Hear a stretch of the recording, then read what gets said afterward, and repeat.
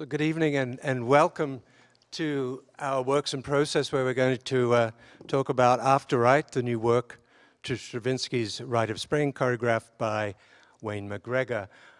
Before Wayne begins to work with the dancers, I thought it might be a good idea to meet him and talk a little bit about his background. Then we're going to watch him work with various combinations of the three dancers, and then he'll come back and talk more about the work and the process of creating AFTERITE. And then we'll be joined by Alex and Jeffrey and Herman. So please join me in welcoming the brilliant choreographer, Wayne McGregor.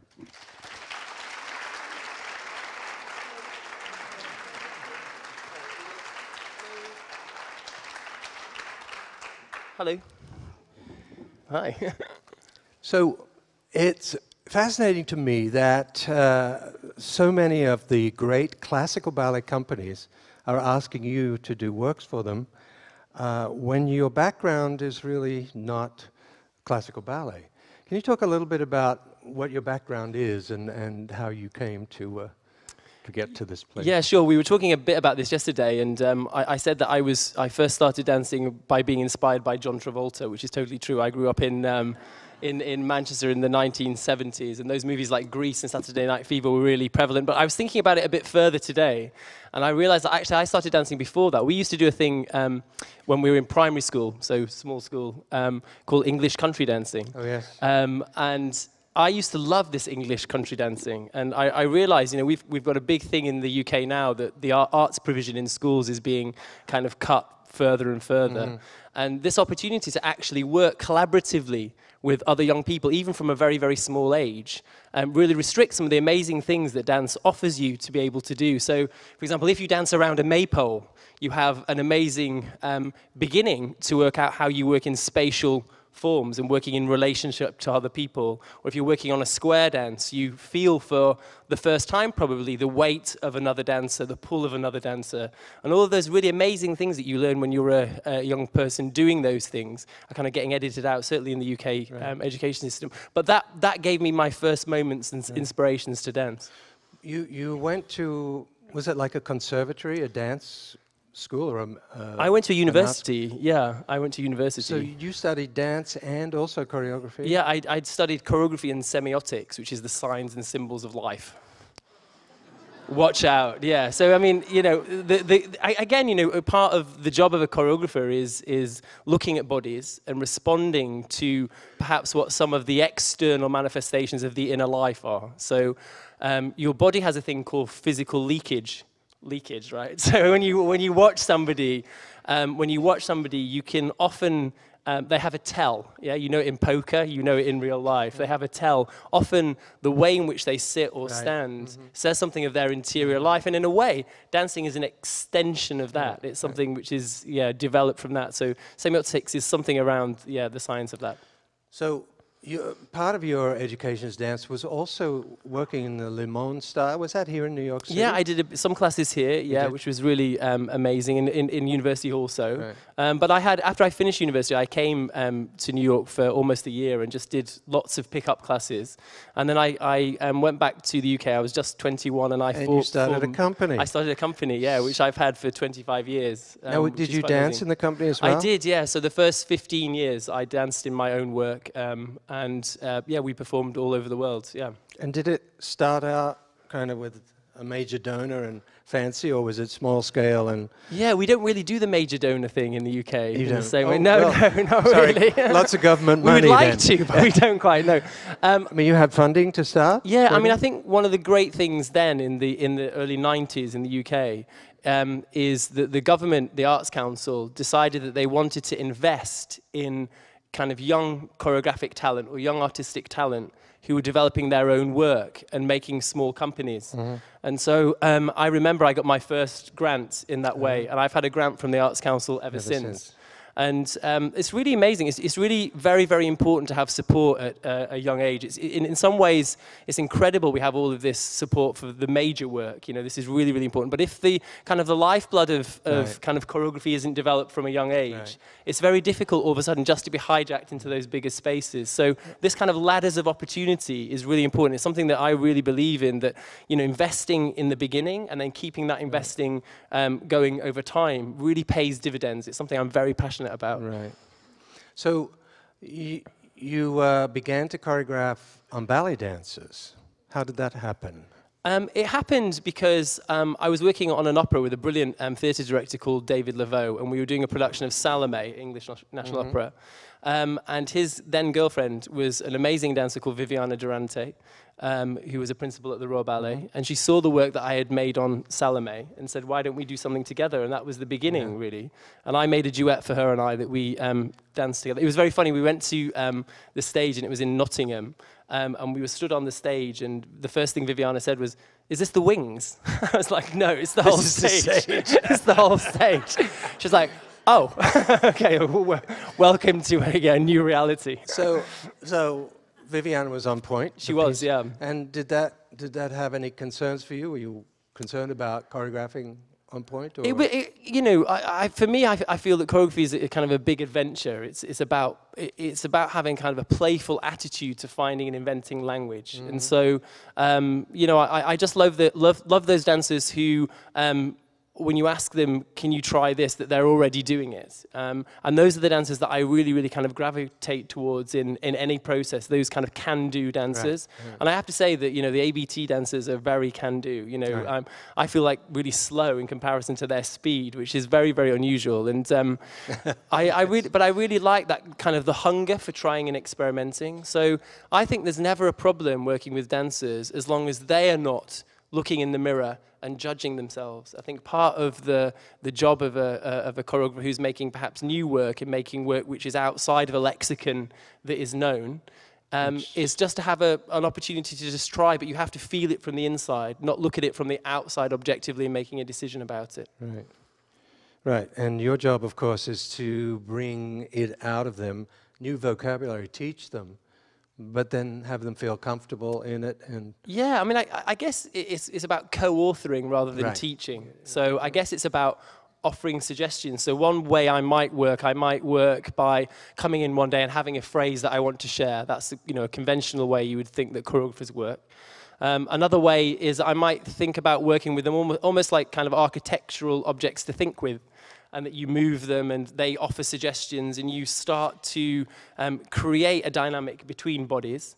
And in other ways, we work with improvisation, where they start with a physical state that comes out and then I develop that on. So it's very different from going in and just teaching movement. It's really about them finding some empowered vocabulary to share. It's a we endeavor, not an I endeavor. Right, of course. So now, your life today, you have a company that tours the world.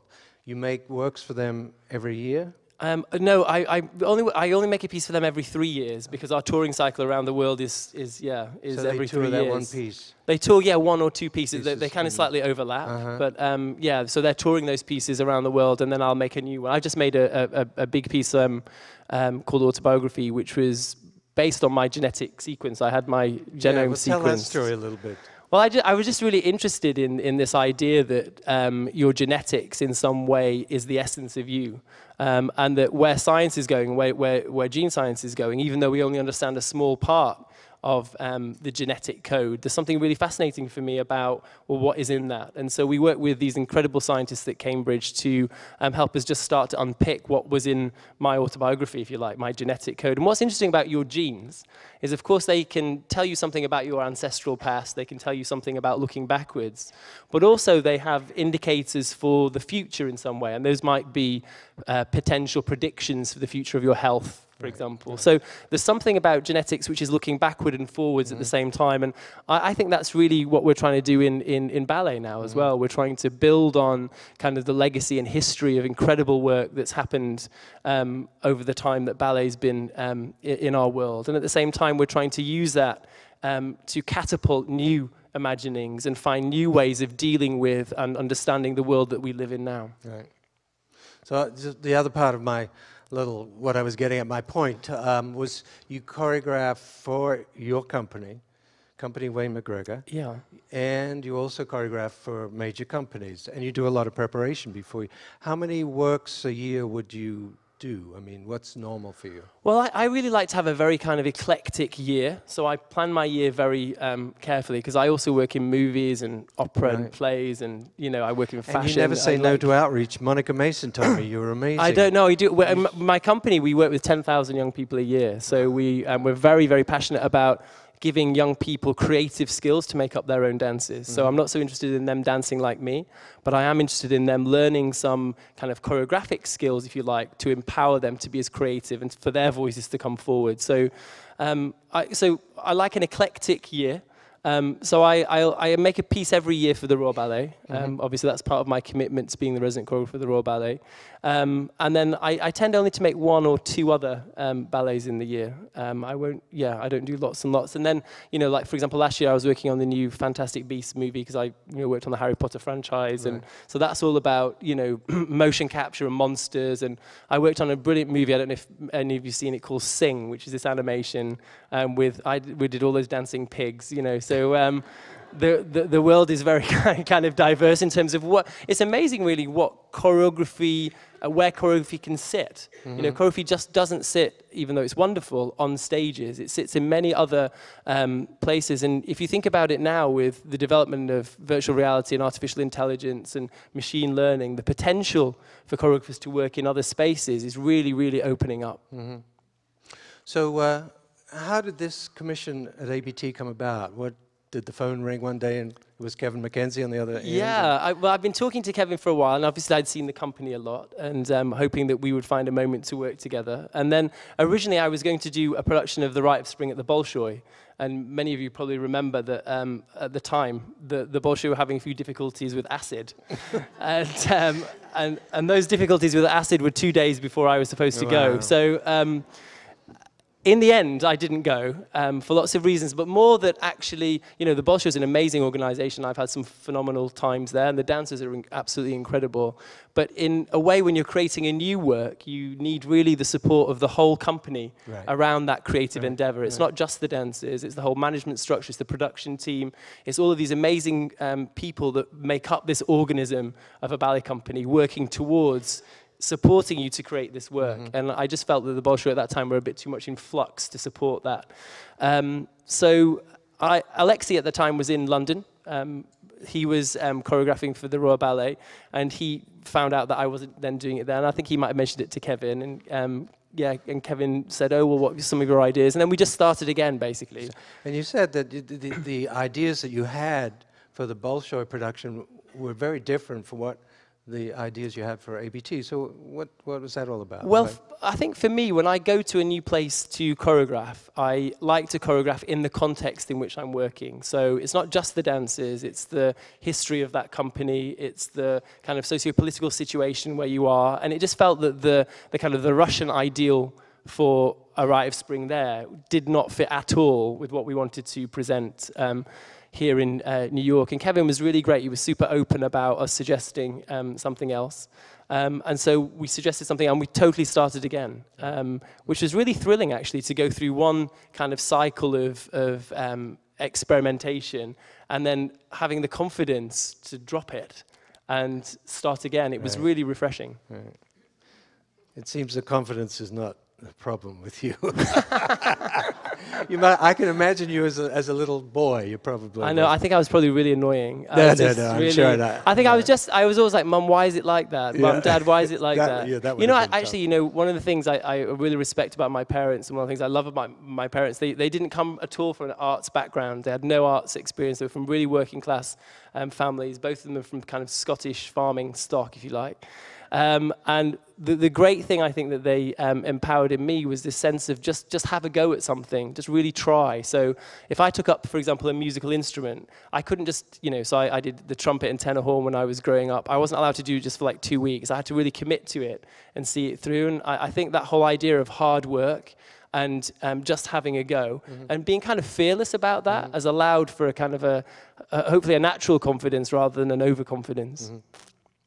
Well, why don't we get some into dancing? a little bit of work Okay, here. cool. And we'll talk more about AFTERITE when you... Okay, great. So we're going to see Alessandra Ferri, who yesterday I introduced as Al, because in my book I write down Al, so I have to write it down. So Al's here, and Herman. So we're going to start here. Hello. You know, okay. Yesterday somebody in the audience said, well, how do you make these things? How do you actually make up these dances? Because we rehearsed a little thing that we'd already made. And I thought, what do you think? Should we just like make something? I don't know, it's like, just for 2 minutes. Let's just like an idea of something, right? So Herman, why don't you just come something like this, like here and here? So that's it, yeah, and really kind of elastic arms that way. Yeah, Al, can you come just around like this and curve your arm? Just curve your arm, fantastic. And then come underneath and then hold this way. Great, okay, let's have a look from the beginning of that. Here we go. Okay, ready, and short, whack, da-da, whack, tiang, whack. Great, Herman, can you get around Al's waist? Let's have a little look. So, way down, that way. Yeah, Al, can you kind of like send your head this way and your leg out on that side? Boom, way. Wow. Yeah. I expected it to be here somewhere, but you're like, she's like, no. Just a bit, let's try a little bit lower. Yeah, gorgeous. And then can we go, this head come round in Q promenade this way. Herman, yeah, forearm, fantastic. Very nice. And then can you both come forward and have like a little tendu this way. Herman too, if you can. Yep, great. Just more from the beginning. So, here we go, ready, and bam, shang. Jia ba day, jiang. Ba da day, whoom, round. Jiang. Jia da day, whoom. Way, da, gorgeous. So, Herman, can you, from there, can you flick this way like this? So I'm flicking and flicking. So I'm flicking and flicking, I'm flicking my shoulder and I'm coming through this way. Yeah, so just a bit more shoulder and a bit more round. That's it. Fantastic. Oh, can you just join on that little push? Just join on that little push, yeah, so towards him. Great. Herman, can you come this way around into Al's back?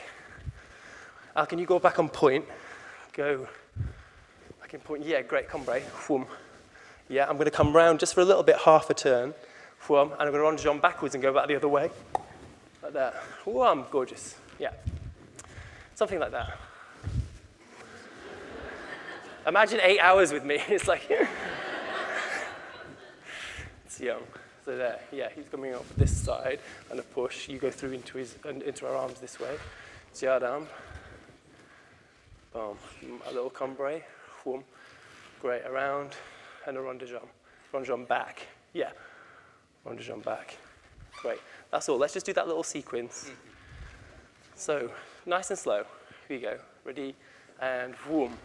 Boy da, they down, jiang, boy, duck, say da da duck duck, take, wada bam, wake, take duck, take, dum, jiang, way, duck, the leg, duck, jack, jack, fantastic, good. So it's kind of like that. So we work like that really. We just thank you. What do you want? So I guess it's just suggesting something. The dancer's doing something really brilliantly with their body, and we just find a way of developing like that. But here's one we made earlier, and we're going to rehearse a little bit, yeah? Okay, so this is, in the ballet, there's a very big kind of curtain, and I guess it's very thick plastic that is almost like a membrane to the main stage. And it's sealed at the beginning, and Alessandra's first entrance, about 7 minutes into the ballet, she walks through and disturbs it. So she comes into this community that she doesn't recognize, and they don't recognize her. And Herman's the first person that she dances with, and we've got this little moment where they start. So, whoom. Great. Whoom. Ali, is there any way, can you just push a little bit more on that foot? Jiang, way. Gorgeous. Around, straight arm. Slide. Whoom. Ba-da-wum. Yeah, even, you know, here, just a little bit more close to your body. Yeah, away, Herman, brilliant. There. Slide around and on. Gorgeous. And fall. Great. I think, can you actually touch his face? Let's just see how that goes. Touch his face, great. and away. Foom, foom, whack. Bit kia, bit, yeah, a bit shintang, yay. A bit gentler on the floor. Jump, foom. That's it. Great. Then back. Through and round. Fantastic. Can you just, great. Can we just finish this little heel here and then have more head as you go around that side? Let's just have a little look there, a little bit more. That's it, more pained. Gorgeous. Fantastic. Warm. Why? Oh, try off, yeah. Great. And man, you've got to work for that there, yeah. So yeah, warm, both the heads. Fantastic. Warm. Wait, so can I just see that tip again? Is there any way? Can I just see that tip? So that tip, you just go, whoom, stay, and then carry on. Xiang. Whoom, stay. Gorgeous. Thank you. Whoom, way. Lovely, guys. And around. Xiang. Woof. Great. Okay, cool. Really nice. Can I just see this? What starts this? Do you go on his shoulder first, or are you already in the position? You're already there, are you? Yeah. Great. That's great. So I liked how you did that then. So I liked exactly as you explained it to me. So you did position, and then you said, I looked for her, she found you, and you found those movements, yeah? Perfect. Xiong. Here we go. Ready? And Jiadam. Wow, great. Bit of arch. Okay, this is a bit of a weird one. Lift. Yeah, lovely. Ooh, nice. Just have man just stay a bit longer. Bum, J. Ah, jump, ba. Wow, jack, whoa, bay, fall. Great, that decay is great. Oh, can I just work out that? That's great. So I loved, let's move back a little bit. It's tricky in here. So this fall is great. When are you going into the contraction before that? It's fine, do you know what I mean? Just find where the plie is. Bam. Well, yeah, great, thank you. Brilliant, and away. Whoom. And then off, off, off. Can you just keep that hand just slightly away from her? Just so I've got more space. I've got more negative space between her hand and yours. Bam, way. Jialam, gorgeous. Jia. Day. Thank you. Boom, way. Sycamore. Here we go. Fast. Chung, boom, way. Great. Really nice job. Lovely. Jump. Wow. Slide. Cool. Don't fall off the edge. Ferry in the orchestra pit. Great. Okay, gorgeous. Yeah, thanks. So just from there, let's just do that the little thing just before he catches you. Yeah, let's try and get that hinge at the end of that. One. Wait out. Wow. One. Yeah. Oh, is it too far? I see the shadow. Oh, you see how far that was? You got a really great bendy back there. Yeah? That was taking a risk. Yeah? So, xiong, boy, gorgeous. You know, is there any way, Al, you can register when he touches you? So I really like this, and just the feeling when the sense when he touches you before you. So I get the whole of that kind of connected tissue. Bam, boy, lovely, thank you. Nice, man. Wadam, bay, a bit more upstage if you can. Bit more upstage, that's great. Man, I really like that. I like this, and I like this, the slowness of this, and the feeling of that, the predatory feeling of that. Yeah, yeah, like a vulture. Great. Gorgeous. Thanks, Al. Way down, bam. Okay, and this is where we're aiming for the music change. We were a bit late yesterday. Just a fraction. I think we just started. I think you were consecutively late. I think we just from the beginning. Yeah? Just a little bit. Okay, from there, just a change of force. So once again, can I get a little bit more, like really more aggressive? Jiang, dang, jia, yes. Great. Gorgeous. Really delicate, these like through snow. Jiang. Really nice. And around and away. Yeah, good back there. Way. Spin fast. Great. Lovely job. Wadam, bam. Easy. Full and slide. And back. Long. Stop us again. Wow, great. Great. So great all in the slide. All perfect. Can we just open up this diagonal a bit more? So the extension of that leg. Say again? How you... Yeah, that's it. That's it. Form, way. Jiang, great. Stop a sec. That's great. So after the second leg, can you let Herman push you a little bit more? There's a little bit more. Jiang, push, gorgeous. Yeah. Thank you. Form, way, da, da. Jadam, lovely. Herman, just a bit, after the turn, a bit longer in this, into there. Longer, there we go, great. Great stretch, thank you. One, badam, way. Badam, way, wham, way. Great, Al. Wham, long. Fantastic. Very nice. Yeah, very nice. Should you have a little go with music? Very good. Yeah, really good. Good job. Yeah.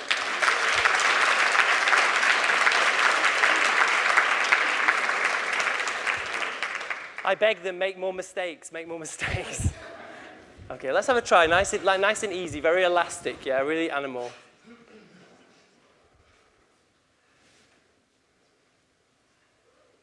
Okay.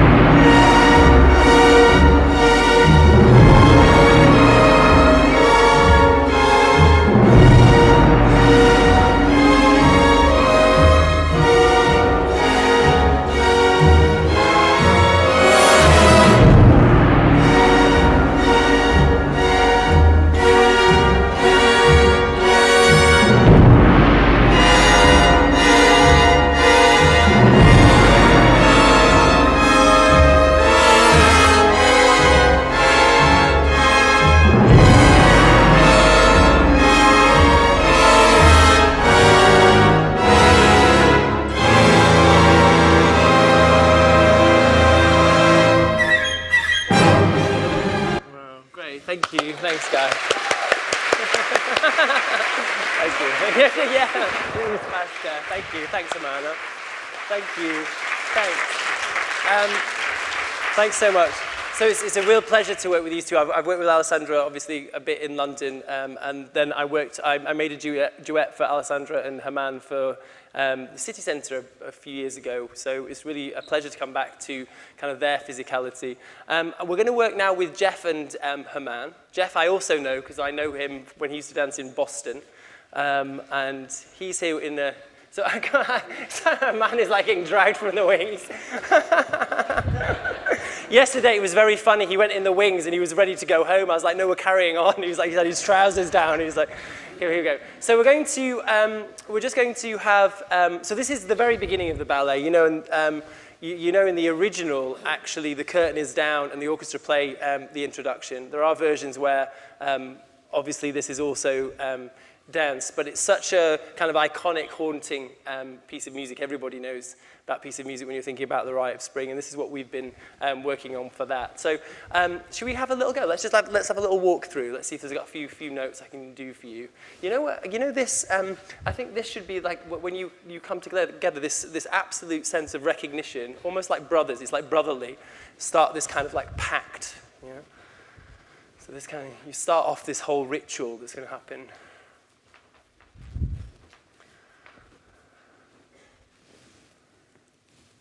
Great. Is there any way, that's perfect. Is there any way we can just breathe in at the same time? So you just breathe in and catch your breath before it starts.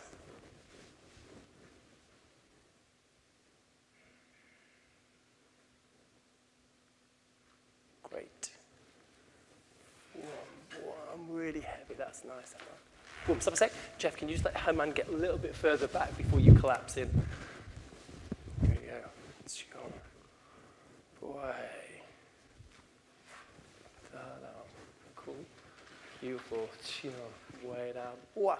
That was nice. You know, I like that time, that feeling of the weight exchange that just took its time. You were tanked. Yay. Yeah. Really good. Yeah. Hey. There we go. A bit more plie. More plie before that hip turn. There we go. Gorgeous. From way. A bit more singing. Ciao. Sorry, I showed you faster. I didn't mean faster, but the feeling is right. Yeah. So the feeling is right. That's kind of strange, like worm-like thing. Ciao. Way. Gorgeous. Perfect. Ciao. Way. Yes. Nice. Jumps up a second. Jeff, just the preciousness of this first time you touch the earth. Yeah, so I get the feeling of that as you come around there. Boy. Great. Right, nice, man. Fall. Jeff, just where's your focus on this turn? Let me just see. Can it be more in the backspace? So think of it a bit more behind you. There we go. Yeah, that's it. Yeah, gorgeous. Down, way. Really precious, that moment. Then, chiong, whoom, whoom. Wow, okay. Did you see that? Yeah, Herman's right over there. Really extreme, Herman. Really extreme. Whoom, that's it. Great. Chiong, full, change. Yeah. Even more, Jeff, even more. Yes, gorgeous. Chiong. Let's restart. Jeff, can this thought arrive at you? So you're here, and the movement thought arrives. Yeah, it shudders right the way through your body. Whum, yeah, fantastic, thank you. Whum, way down, way. And then here, just don't fix your head, because that'll stop your spine. Just give attention to something. There we go. Brilliant, thank you. Yeah, lovely. Herman is there. Around. Great. Yeah, lovely, Herman. Yeah. See each other. Whoa. Way. Just stop us again. Great, lovely. What is the movement after this? Just how do you get into the next one? I wonder if you feel. Yeah. Is there any way you can feel that you're getting into the forward space of that? So you're getting into the space. You eat through the space. That's it. Through the space. Gorgeous. Jump. One way. Maybe it's like going, and then more. Reason for the repetition. Like that. It's more emphatic, the second one. Bump, way. That, pwam, lovely. Jack. Oh, Herman, you know, we used to have this really lovely, I don't know, more sequential thing here. There we go. Yeah. So it's like liquid, kind of mercurial. Yeah, beautiful. One, walk. Jadam. Way, day. Cool. Then, Lovely, Herman, yeah. Jeff, great. Just a little bit more carve. Carve the space. More resistance. Can you see? Yeah, right to the end of it. Right to the end of it. That's it, great. Down, way, young, tia. Bay, tiang, wet electric shock, great. Tiang. They like that. Oh, Jeff, is there any way, I know Herman's coming, is there any way you can stay there a little bit longer? And so I see Herman fall for longer. Herman, just work, he's going to be there a bit longer than you think. Yeah. So don't end up on the floor. Tiang. Voilà. There we go. Great. Lovely. Boom. Tiang. Really elastic.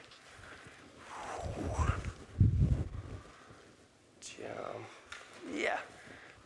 Jeff, just a bit more weight, if you can. I know the room's not. Yes. Thank you. Boom. Right then. Way. Really, I think that first point of contact should be much slower, and then you open up almost like Vitruvian Man type. You get this Da Vinci kind of. Boy, yeah. Boom.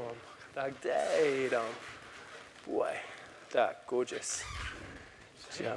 Almost a bit more further around. Yeah. Yep. Yeah, lovely. I like that. Great.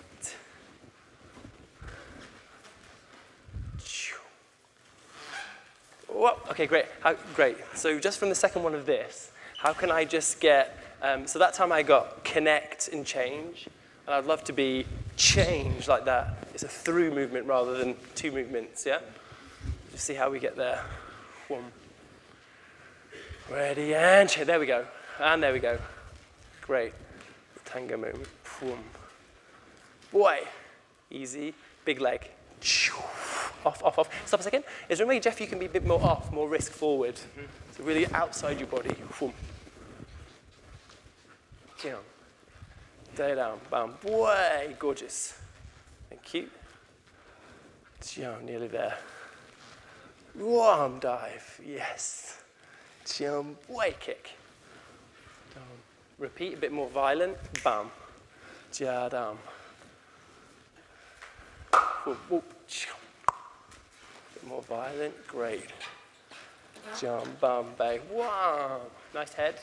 Bam. Way. Down. Bay. One. Terrific. Whoa. Well, stop. Great. That was really good. Yeah, just from cool. So I liked all of that. That was really good. What is this? What is this? Not too far.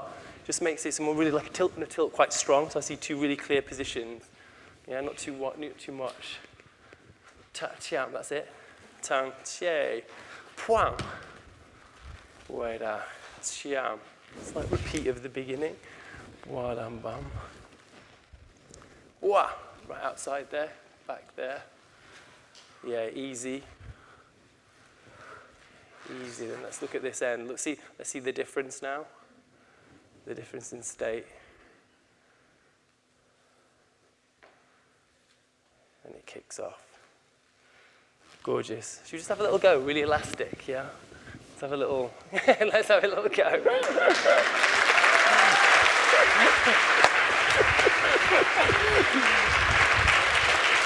So, I was like, let's have a little go. Did we just do it? So we're doing it now. Let's have a little go. With the music, huh? Really nice. Beautiful, guys. Thank you. Okay. Let me just do my DJing.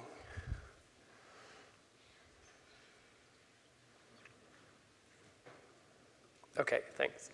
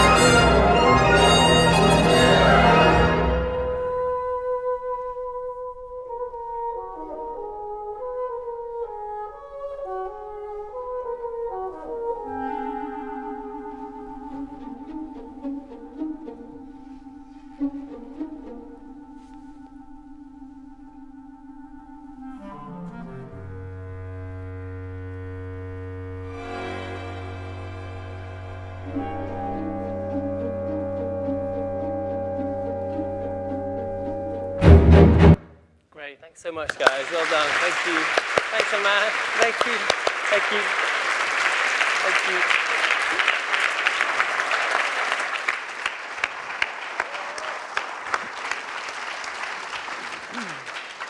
you. Very exciting. It's amazing how you get them to move. I still think it's a bit of a miracle that you can get people to do that. Well, it's all there. I think the beauty of those incredible dances is the instrument is so finely attuned that you're just pushing it in a slightly different direction. So can we talk a little bit about the production now? You can start almost anywhere. Let's start about the casting process. So you came to see a performance of ABT, is that the first? Several performances, over time. And then I talked with Kevin about having, I really wanted, there's been some amazing Rites of Spring, and I'm sure you're familiar with many of the incredible Rites of Spring, the Pina Bausch, the Béjar, the Glenn Tetley, you know, there are so many incredible versions which have lots and lots of dancers. And I wanted to really try and see if I could evoke the same kind of primal power, but with only a small group of 13 and 2 children. And so it's like a chamber version in a way, even though the orchestration is huge. It's huge. And I wanted really to try and have as wide an intergenerational group as possible. I wanted to, really see from, very young dancers to dancers who are very experienced, that range. I think there's a real beauty in that. I think we don't see enough of that on our stages. And so our group it has a beautiful kind of range, a community of people, really. Did you, from the performance, call some dancers, or did you have the whole company? You did some workshops, correct? Yeah, well, I mean, obviously I've seen many of the dancers. I had a feeling already about the ones that I wanted to work with. Yeah, okay. And then I came at the beginning of the year just to have a couple of weeks just to try out language. So one of the things I often do when I start making a piece is really just start by making stuff. So I start to I've got ideas in my head about the kind of language, and then I just try and work with the dancers to see what they offer back and how we kind of invent this vocabulary together. So in a way, it's like doing the alphabet first, and then you build little words, and then you build them into bigger sentences, and then what we're working on now are the paragraphs and kind of the meta meaning, if you like. But it starts very, very simply in little, just one step at a time. Right.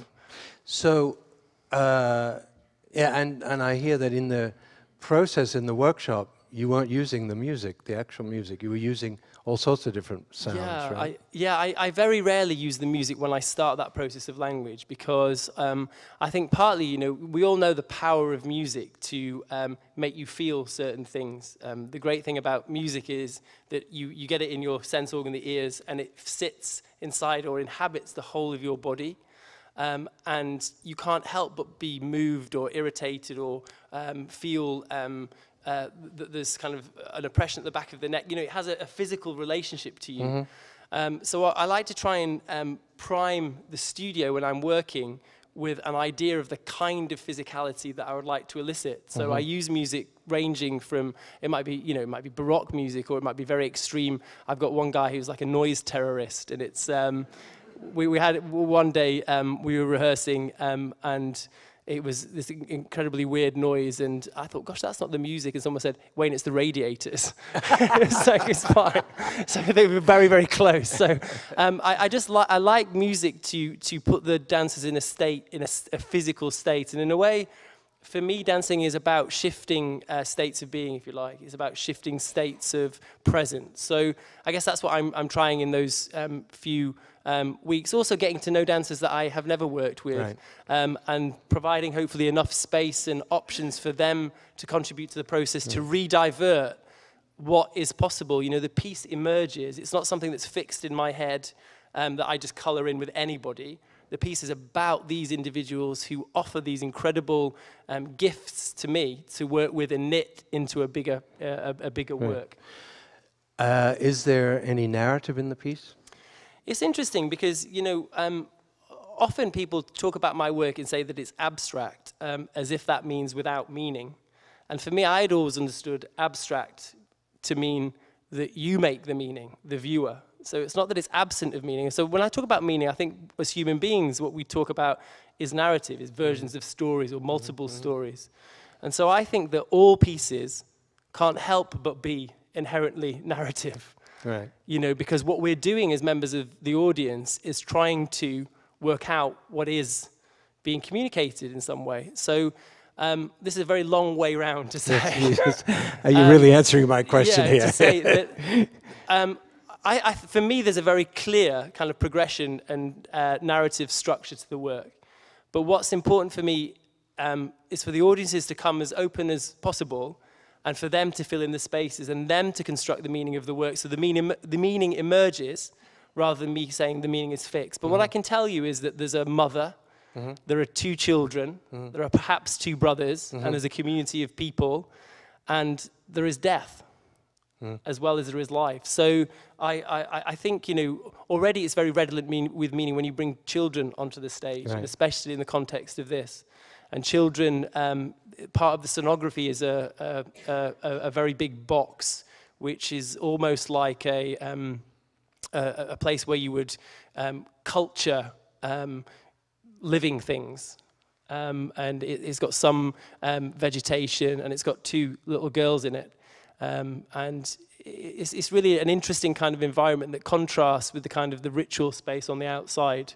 And already when you see that as your first picture, you already realize this isn't going to be kind of the story of the Rite of Spring as perhaps we know it. And one of the reasons I called it AFTERITE was partly because of the weight of all of those other amazing productions on one's shoulders when you are listening to the music and thinking, how am I ever going to deal with that? But also I like this idea of it being perhaps an after image, knowing that we have all of those other images in our consciousness, or perhaps something to do with the afterlife or a speculative future maybe. So I guess that's where some of the ideas came from the beginning of exploring this piece. You're famous for using multimedia in your works. Is there any film or video? Or yeah. I mean, I guess for me, when I'm making a work, I don't think about it or separate it out into its constituent bits. I notice so often critics write that way. And I always find that very perplexing, because for me, the choreographic object, if you like, that work, is scenography, it's lighting, it's costume, it's the bodies all in relationship to one another. That, for me, is choreography. It's the compositional process of all those elements working together. So they're not separated. And for me, I often work with digital technology in the work, and we had an amazing opportunity for this project. The original backdrops for the Rite of Spring by Nicholas Roerich were really incredible, kind of almost alien landscapes. And for me, the closest place on Earth to these alien landscapes is the Atacama Desert. And the Atacama Desert is in Chile. You know, it's the driest place on Earth. It's an incredible place to see stars. They've got some of the most amazing observatories in the world, where you can see stars really, really closely. So there's something about the universality of that and these massive expanses of really extreme environments that were really interesting and look like these original paintings. And also, you know, it's where Pinochet buried his political prisoners. And, you know, there's a group of women still who are sifting through the sand of the Atacama looking for bones of their loved ones. So there's a very human story there as well. And it felt to me that that was the right context for an exploration of this kind of ritual. And so the filmmaker who I work with for 20 years and his team have been out in the Atacama to film the scenography and the filmic elements of this work. And it's very, very beautiful. It's very kind of hypnotic. It's very otherworldly. It could be what life might be like if one were to live on Mars. And so perhaps this Rite of Spring is set there, set in Mars. So your designer is Vicky Mortimer, right? Yeah. Now, does she work with the videographer? I mean, obviously their work overlaps. I mean, it's well, so Vicky Mortimer is a cenographer, Lucy Carter's lighting designer, and Ravi Dupre is a filmmaker, and we've all worked together for over 20 years. So we kind of finish each other's sentences. Vicky's obviously creates the environment and the context of the film also to work in. And then Lucy used to be a dancer, and so she has a very physical relationship to light, and I think very much in lighting ideas. So we've already had our kind of technical rehearsals for this piece. We managed to have some time in a theatre in New Jersey to tech the work, and it was really thrilling to do that, to kind of see what the context of the dance would be, how we might be able to knit together these elements to really speak eloquently but not overwhelm the dance, but to sit with a kind of a relationship to it, so it is a complete work of art. It's not just a dance in a space. So those filmic elements are as choreographic as the actual bodies moving for me. And of course, there's the famous score. Yeah.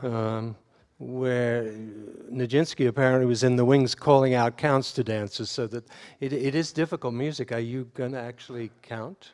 Probably I'll be in the wings counting, so I know. It's incredible. I mean, it's thrilling. I mean, the music is thrilling, and to get to know the score, and part of your prep work, obviously, before doing a project like this, is to really understand how that works in numbers. So some of the sections, obviously, will be counted, but I think there's also a lot of room in this work for a different kind of relationship to the music, and a different kind of relationship to the spaces inside the music, or the visceral thrill of the music, which is also something that we're really trying to work on. You know, I've not got lots of big groups who are going to be able to stamp out those rhythms. That's not what's there. So we've had to find a different version of that. But, you know, it's amazing. We're working with the original 1913 score, the full orchestration. You know, it's going to be an incredibly big sound. And it's been really exciting, just really getting into that music and starting to understand it in a way that you wouldn't be able to understand it unless you're making a piece, actually, that you're really like unpicking it and really getting into it on a very deep level. So shall we invite the dancers to join us and continue the conversation? Alex and Herman and Jeff? Oh, they've gone home. They've gone home, yeah. Quick change.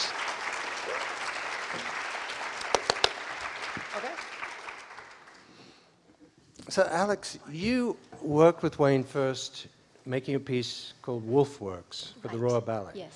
Now, you had retired from dancing, correct? And had you come back and started to do other things before this? Yes, I came back for a production of by Martha Clark of Cirio, the Signature Theatre, and I think that's where Wayne came to see me and ask if I wanted to join him in this project, which was quite surprising to me because I didn't really quite plan to come back like that. I mean, I thought I was going to do like that. I mean, you're really back, my dear. I'm back. You really are. So, I mean, I very well remember when he asked me, I was trembling inside, you know, and I thought, oh my God, it's amazing, it sounds incredible, but I was a little afraid, you know, I wasn't sure if I would. And I said to him, Wayne, do you know how old I am? And he said, yes. So anyway, and I thought, you know what, I always believe that in life when a train passes, you've got to jump on it. You can't just be afraid. And I thought, I'm just going to jump on this train. It's too amazing. Had you seen Wayne's work before this? Yes, you had. Of course. And so that's why I said, do you know how old I am?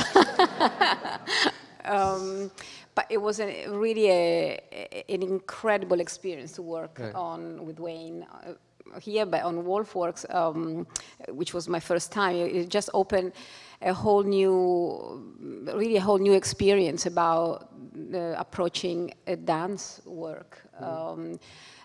You know, I've been super lucky in my long career in working with some really amazing and great master, starting with Sir Kenneth Macmillan when I was a child, really, and on to, you know, lately with Neumeier. And it's just the approach to the work, it's so different with Wayne because he doesn't, you know, he doesn't come in saying, well, this scene is this, you know, Virginia Woolf's going to do this, is going to do that. And so it's not, I mean, it might be planned in his head, I don't know, but what we get, it's a feeling for something, but without being told exactly this is what it's going to be. And it does reveal, you know, until almost the end, I wasn't quite sure where it was going to go. And then suddenly, it just went, wow, that's what it is, like a flower. You know, you see the seed, and then it comes up, and then suddenly it opens up, and it's a beautiful flower, and there it is. So it requires a lot of real trust in each other, and I completely was there, and you know, I waited to be led into a new. Right. When you did Chérie, was that the first time you worked with Herman? Yes, Okay. that was yeah. So what was that like, Herman, dancing with Alex? A dream. I mean, honestly, I remember when Martha Clark approached me in the studios at EVT, and she said, I'm planning to do a play. I don't know if you want to do a play. So I was like, I don't know. And she said, Alessandra will be your partner. I was like, yes, no question. So really, it was a dream, but also a surprise when we got to the studio and we found each other on the same chemistry and understanding. You're both such amazing, all three of you, such amazing artists. And you were born that way, because I've seen all of you dance when you were very young. And all of you had something that most people don't have inside. You were kind of artists before you were really dancers. I was only 16 when... Yes, and Jeffrey was probably about 12 when I first saw him. And Alex, I think, was 17 when you saw the Garden of Finzi concert. Yeah. So you then began to dance quite a bit together, you and Alex, correct? We have, we have. After Chérie, she proposed a program called Trio Concert Dance with the concert pianist Bruce Livingston. And that was a tremendous work that we keep doing. And you did a Romeo together, right? Romeo and Juliet, How yes, fabulous. a couple of times. Couple of 3 or 4 times, yeah. And then, did you approach Wayne to do a pas de deux, or did you approach them? How did that work? I can't remember. I think it was City Center wanted to commission something, and I don't remember who approached who, frankly. But it was just, you know, it was fantastic to have that experience again and to be able to do it with Herman. Because, you know, in Wolfsburg, I was in London, so Herman was there. So it was... and also, I was dying to do something else with Wayne. I just couldn't believe that Wolfsburg was going to be the last time. And I thought, no. So it was. So how was it working with Wayne's movement for the first time? Was it difficult, or? Well, after my 3rd day of rehearsal, I needed to have a break of 4 days.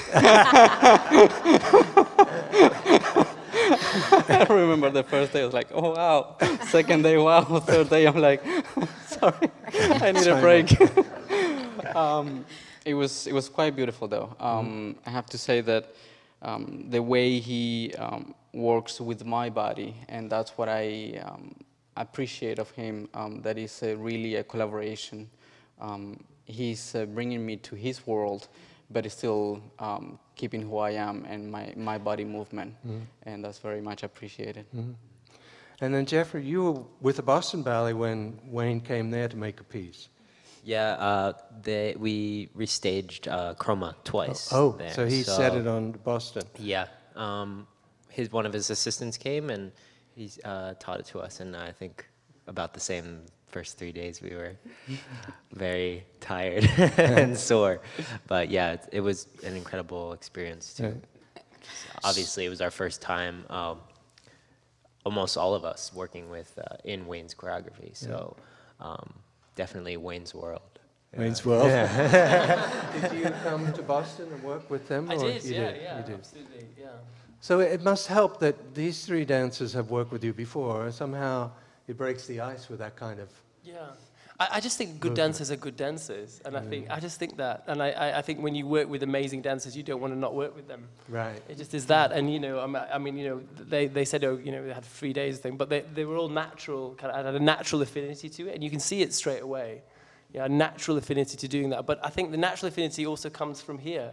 It's about not being fixed in the head. It's about being open to the world, not just to that moment there. It's just being open to the world, having your blinkers off. Right. And I think if you've got somebody in front of you who's like that, you can do anything. Anything is possible. And that's the beauty of making dance in the studio. Right. I asked you this question last night, and I think it was interesting, and maybe you've thought about it more, but what do ballet dancers bring to your movement that maybe is different from what you were used to with more contemporary dancers? Well, I think what I love about ballet dancers is this precision instrument, this really kind of highly tuned, brilliant facility. And I also love the idea that ballet dancers particularly bring a certain kind of emotional and an emotional tone to everything that they do. Yeah, and I just found that really fantastic. But I guess I love to explore the technology of the body. Mm-hmm. And you know, if you think about these ballet dancers who've trained for years and years to absolutely become expert in this technology of the body, that what it allows for is a freedom of expression. Technique really is to allow you to express. It's not an end to itself. Mm-hmm. And so there's got to be the marriage between the openness and the creativity and this precision instrument. And I think that's often when you find really phenomenal ballet dancers, that's what they do. They do it in Giselle and they do it in my work. Your work really seems to emphasize the line in ballet dancers. Somehow you see ballet dancers do your movement and you see their line in a different way. But you said something interesting last night too, how contemporary work really informs your classical stuff. Yeah. So do you think that your classical work will be informed by now this new vocabulary that's in your body? It does, and I think that's the future of dance. I think through these new works and new choreographers, the classics are also changing a little bit, and that's making the new generation of classical dancers. Yeah. Yes. Well, it's making it today instead of trying to mimic something that was the way somebody danced 200 years ago. You know, you're making it on dance today, the way they move today, and that's what makes it, as Herman said, being in the moment. You know, classical ballet in the moment. I mean, I think I'm just thinking of Giselle. There's a lot of way I was looking at young girls. Approaching second act, and there's a lot of Wayne McGregor in it. You know, there's all these movements are in there. Mm-hmm. I stole them. Yeah, but you can apply that so well, and you know, you're keeping it in the classical, but you can apply what you learned, what your body has learned in something else. You can apply to. Which makes a company like ABT such a wonderful company to be a dancer in, because you get to work on such a wide range of repertory. So we've been allowed three questions. Oh, really? It sounds like a novel, right? So perhaps now is the time to, and Caroline is poised with a microphone, but we need to see hands. Everyone's gone shy. There's a question at the back there. Great. In connection with the choreographic process, how much on-stage interplay is there between you as choreographer and any or all of the three of you as dancers? How much what? Interplay is there between us, yeah. I guess I would say that the work is co-authored, so it's about all of us. I think I mentioned it earlier. It's a we situation rather than an I situation. But I guess what we're doing first of all is inventing the language, which is part of choreography. But the bit that I guess I then do is the compositional element. You know, I make the decisions about what things go with what, when, and where.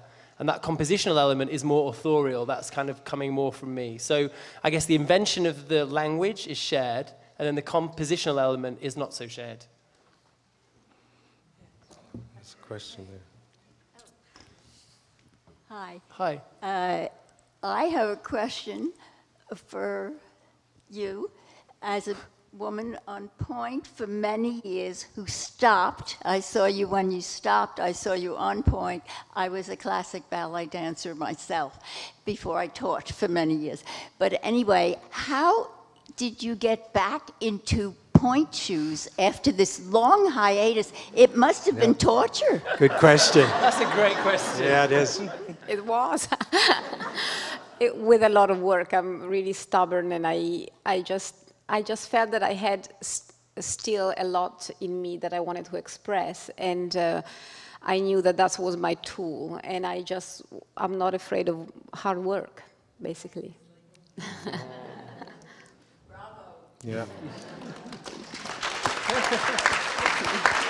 Do you find that you are, every time you work with Alex, you're making it more full, more... She makes it more full. She does? Yeah. I didn't actually realize she had feet. I thought she only had point shoes.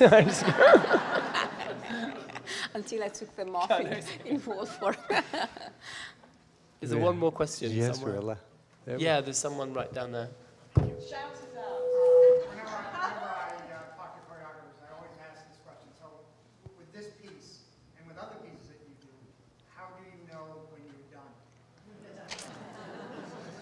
It's never done. Ah. It's never done. Seriously. There's another choreographer in the house that would probably have the same answer, right? Yes. Yes. So you think could you keep working on the piece? I think for me, the work is just one continual process. It's a continuum. So these pieces are a collection of decisions that are on this kind of continuum that just go on and on. So for me, I think about the work more holistically, not just this piece. And I feel you're never finished. And I wonder if you feel that you are finished, maybe you should stop. Yeah, if you've got no more questions, if you've got no more things to fail in, if you've got no more not knowings, I think perhaps that's the moment to let other people do it. Right. Is there room for freedom for the dancers in this piece? Will it be a little bit different every night? Or? It will definitely be different every night. I think it always is. I mean, I think it's impossible, no matter what you're doing, not to be always the same and identical. I think last night was different than tonight. Right. You know, different doesn't mean that you're changing the steps or that you're, but the dynamic of the movement may varies or. Also reacting to the partner, what happened in the moment, it makes the. Yeah. And sometimes you discover new emotions. You know, they're alive. It's a live performance, and it can have different shadings in it. Right. So I didn't think anyone's given the dates yet, but the premiere is May 21st at the gala, ABT's gala, and then it runs the 22nd through the 25th. You have 2 casts? We do. 2 casts. So come to twice. Metropolitan Opera House and see it. It's going to be sensational. Congratulations. It just looks wonderful. Thank you all so much for coming. Thank you.